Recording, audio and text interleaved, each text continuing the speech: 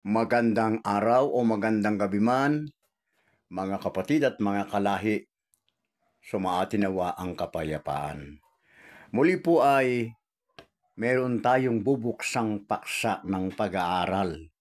At ito po ay ating masusumpungan sa Isaias Kapitulo 45 at ang bersikulo ay 3 na ganito ang sinasabi.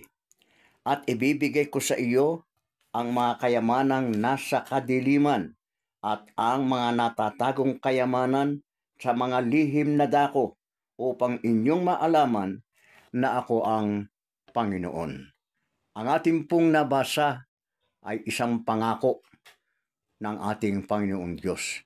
Pagbibigay o pagkakaloob ng kayamanang nangatatago. Ang tanong natin ay anong uri ng kayamanan?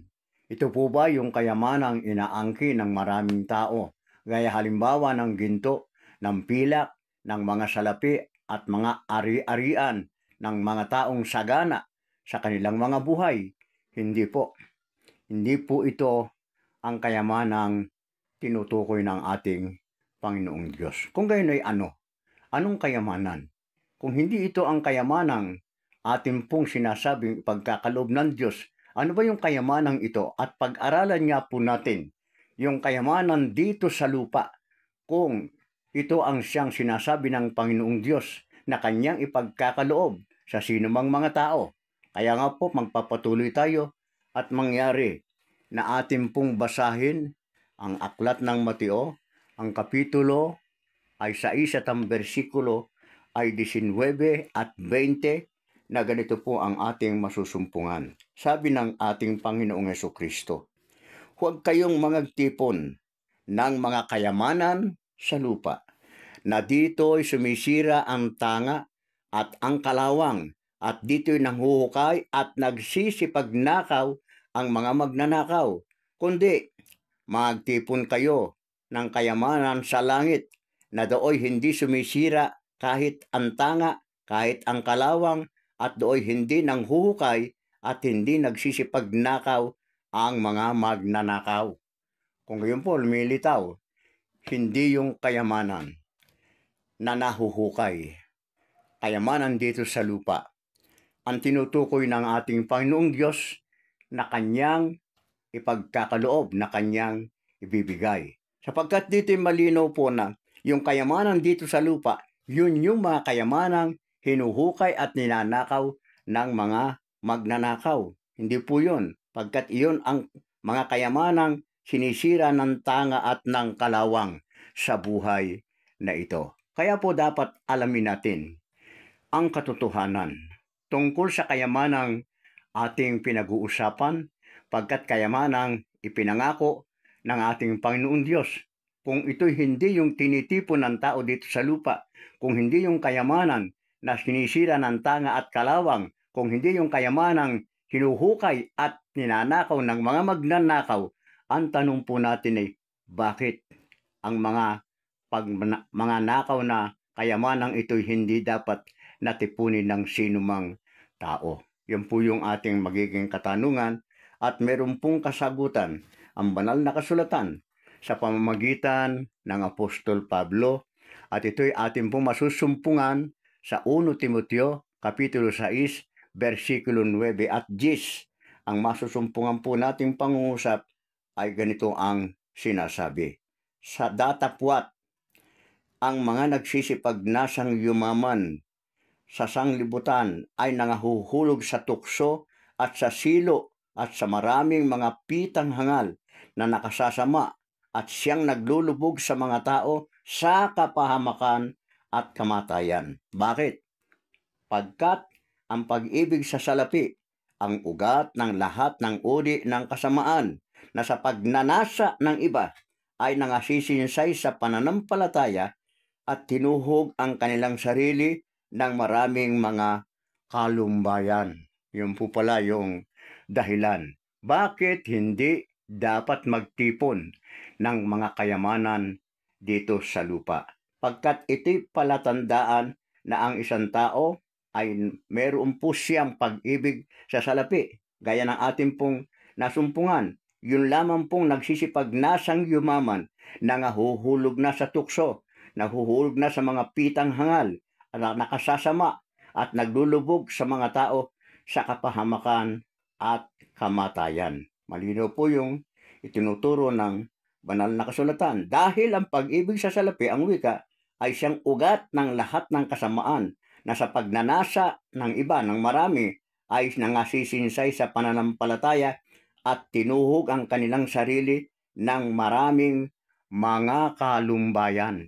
Yun po yung malinaw na itinuturo ng ating Panginoong Jesucristo. Kaya dapat po tunghayan at subaybayan po natin sa banal na kasulatan ang mga iba pang mga sinasabi tungkol sa kayamanan na atin pong pinag-uusapan na hindi pala yung kayamanang ipinangako ng ating Panginoong Diyos. Ang tanong natin ay ito, anong kasamaan at anong kamatayan ang maaaring maganap sa sinumang tao? Halimbawa po na nagnanasa at umiibig sa kayamanan na naghuhulog sa kanila sa mga pitang hangal at sa kamatayan. Anong kamatayan yung tinutukoy ng banal na kasulatan? Babasahin po natin yan sa banal na kasulatan. At ito'y ating masusumpungan sa Mateo, ang kapitulo ay 19 at ang bersikulo ay 23 at 24. Ganito po yung ating mababasa. Sabi ng Panginoong Jesucristo ay ganito. At sinabi ni Jesus sa kaniyang mga alagad, katotohanang sinasabi ko sa inyo, mahirap na makapasok ang isang taong mayaman sa kaharian ng langit. Yun po yung kanyang pasimulang pangungusap. Mahirap makapasok ang isang taong mayaman sa kaharian ng langit. Gaano kahirap?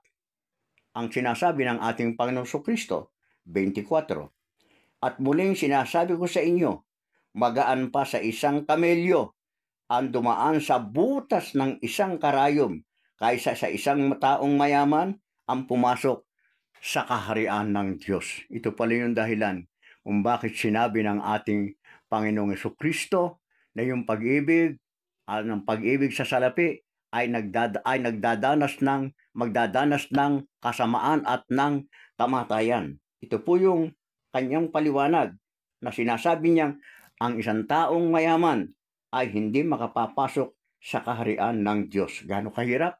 Ayun, malinaw po yung sinasabi. Imposibleng makapasok.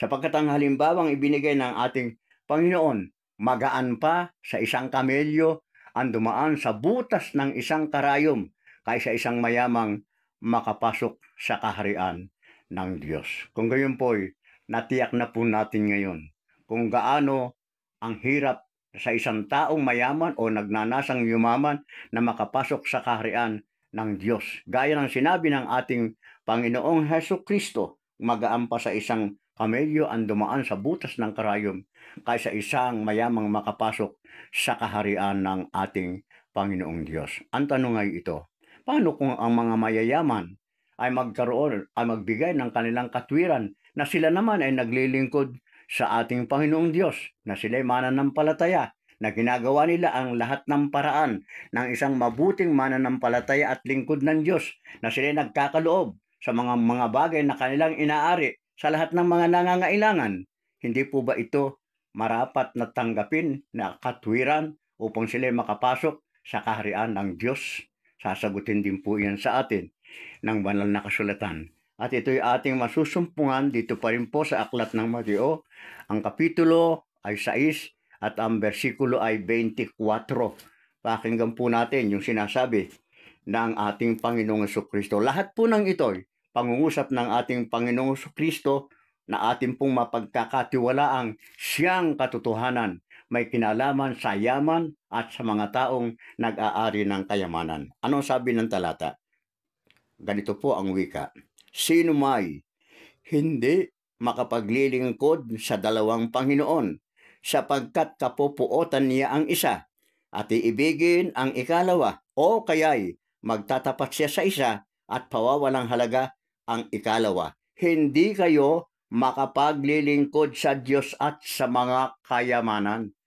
Malinaw na po yung pangungusap ng ating Panginoong Jesucristo. wala pala talagang pagkakataon ang mga taong mayayaman na makapasok sa kaharian ng Diyos. Kung ikaw ay nag-aari ng kayamanan at sasabihin mo naglilingkod ka sa ating Panginoon Diyos, hindi tatanggapin yan na katwiran ng ating Panginoong Heso Kristo. Sapagkat siya yung mismo nagsabi, hindi kayo makapaglilingkod sa Diyos at sa mga kayamanan. Dahil dito, tatanong po natin ngayon, ano ang tagubilin ng banal na kasulatan sa lahat ng mga taong mga mayayaman upang sila ay magkaroon ng pagkakataon na makapasok sa kaharian ng Diyos kung sakasakali upang kanilang matanggap ang biyaya ng kaligtasan.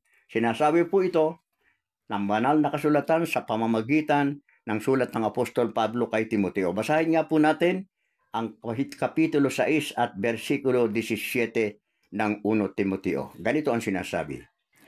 Ang mayayaman sa sanglibutan ito ay pagbilinan mo na huwag magsipagmataas ng pag-iisip at huwag umasa sa mga kayamanang di nananatili, kundi sa Diyos na siyang nagbibigay sa ating sagana ng lahat ng mga bagay upang ating ikagalak.